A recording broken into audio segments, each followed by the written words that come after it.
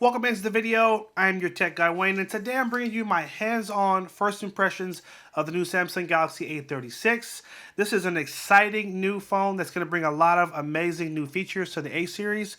So let's get right into it, and make sure you stay all the way to the end. I'm going to show you how to get $150 off on this phone. So let's start with just a quick breakdown of the specs of the phone. It has a 6.7-inch FHD Plus Super AMOLED display. It has 6 gigs of RAM, and there are options where you can get 8 gigs or even up to 12 gigs. The base model is going to come with 128 gigs of storage. There are some models that will come with 256 as well. It's IP67 rated. It has Galaxy AI built in, and you can hold the power button to launch the new Gemini Assistant, which is pretty cool. It does come with One UI 7 stock.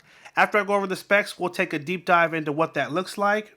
It has 45-watt fast charging, which is an improvement over the A35. The front camera is 12 megapixels, and on the rear, it's got 3 cameras. It has an 8-megapixel ultra-wide camera, a 50-megapixel wide-angle camera, and a 5-megapixel macro camera. All right, let's take a look at the OS here. Again, it has One UI 7, which is Samsung's brand new OS. If you have an older Samsung device, you're probably going to get an update sometime this year with this interface. But if you're buying the A36, guess what? It's going to come already built in. So one of the big changes with One UI 7 is that when you swipe down from the top, from the left side, it'll take you right to your notifications. But when you swipe to the right, it takes you to your new control panel, which has a whole new layout and a lot more controls for you. When you hold down the power button, it will launch your Gemini Assistant that you can ask to search things on the web for you. You can ask it to craft an email. You can ask it for great recipes, and it also will interact with a lot of your other Samsung apps too. When you swipe up and look at the app drawer, you can see a lot of the apps have been refreshed and have a fun new look as well, which is cool. Also, when you open up the camera has a new layout, a much cleaner look, and everything is sort of condensed in this menu right here, just to kind of limit what's on screen and make it easier for you to focus on taking pictures. If you go to more, you can see all the cool camera functions that are built in. Not too different from what you find on the A36, but just a cleaner presentation in terms of the layout. Now this phone retails for $399, which was the same price that the A35 came in. But to get $150 off right now, if you have an A35, you can trade it in on Samsung.com. And I'll link this on screen right here, and I'll also link it down in the description. You can come in right now, and you can do a trade-in, and you can pick your A36 or A35, and you're going to get $150 off just for picking up the new one. So if you have the A35 and you're looking to upgrade, guess what? You can trade that in right now and get $150 off of this really sweet new phone.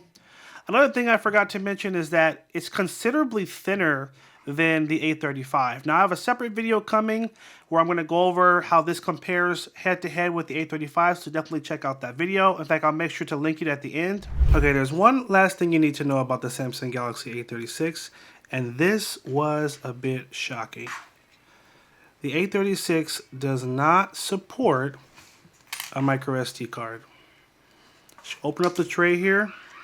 You'll notice SIM card slot here. Flip it over. There's no slot for a micro SD.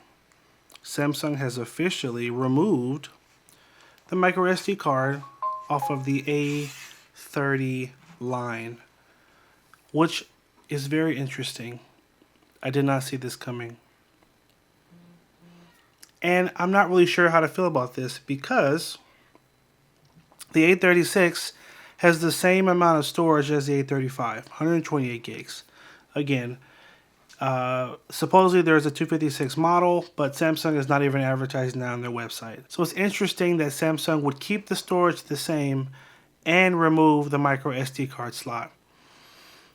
This is tough because it doesn't feel like as much of an upgrade, because for those of you that are using a micro SD, guess what? What do you do with all that extra, what do you do with all those extra files that you currently have on your micro SD card? Hopefully your phone wasn't full. If it was, then what do you do? So I'm not really sure about this move.